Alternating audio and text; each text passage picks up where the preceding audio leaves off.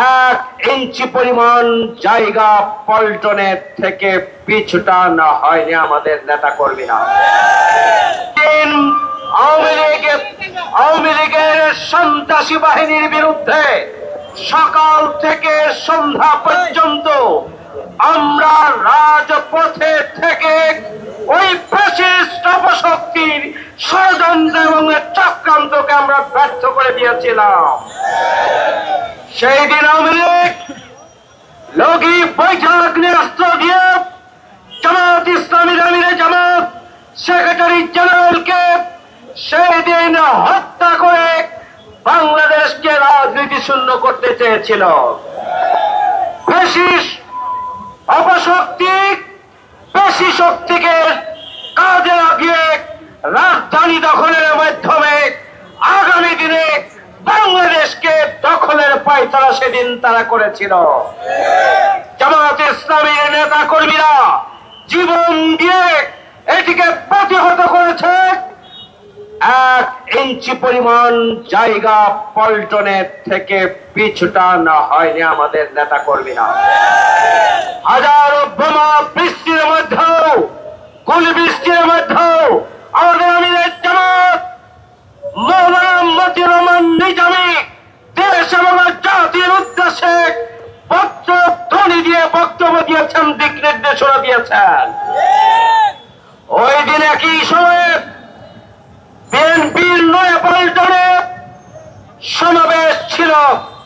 সকাল থেকে আমাদের সমাবেশের উপরে হামলা করা হলো, গুলি চালানো হলো, লগি বৈঠা দিয়ে আমাদের কর্মীদের উপরে লাশের উপরে নৃত্য করা হলো। গোটা দুনিয়া অবাক বিস্ময়ে দেখলো, কিন্তু পাশেই থাকা হাজার হাজার বিএনপির নেতাকর্মী ফ্যাসিস্ট আওয়ামী লীগকে প্রতিহত করার জন্য জামাতের পাশে এসে দাঁড়ালো না। এর চাইতে দুর্ভাগ্যজনক আর কিছু হতে পারে না। ওদের স্বপ্ন পূরণে পাশে থাকতে পেরে আমরা গর্বিত। সেই দিন যদি জামাত ইসলামী ছাত্র শিবিরের সাথে বিএনপির হাজার হাজার নেতাকর্মী ঐক্যবদ্ধ হয়ে আওয়ামী লীগকে মোকাবেলা করার জন্য রাজপথে নেমে আসতেন, তাহলে বাংলাদেশের গণতান্ত্রিক রাজনীতিতে একটা নতুন ইতিহাস তৈরি হতে পারত। বাংলাদেশ হয়তো তার গতিপথ হারিয়ে ফেলত না। আজকে বক্তব্য দেওয়ার সময় নেই। আমরা পরিষ্কার ভাবে বলতে চাই, 28 অক্টোবরের খুনি শেখ হাসিনা সহ সেই সময়ে যে মামলা করা হয়েছিল, সেই মামলাকে পুনরুজ্জীবিত করতে হবে।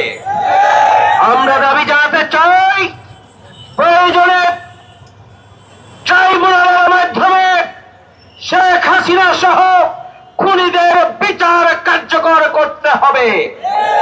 আমরা দাবি জানাতে চাই, 28 অক্টোবরের হত্যাকাণ্ডের শিকার যারা, শহীদ হয়েছেন যারা, আহত এবং বঙ্গুত্ব বরণ যারা করেছিলেন, তাদেরকে রাষ্ট্রের পক্ষ থেকে ক্ষতিপূরণ দিতে হবে, আর্থিক অনুদান দিতে হবে।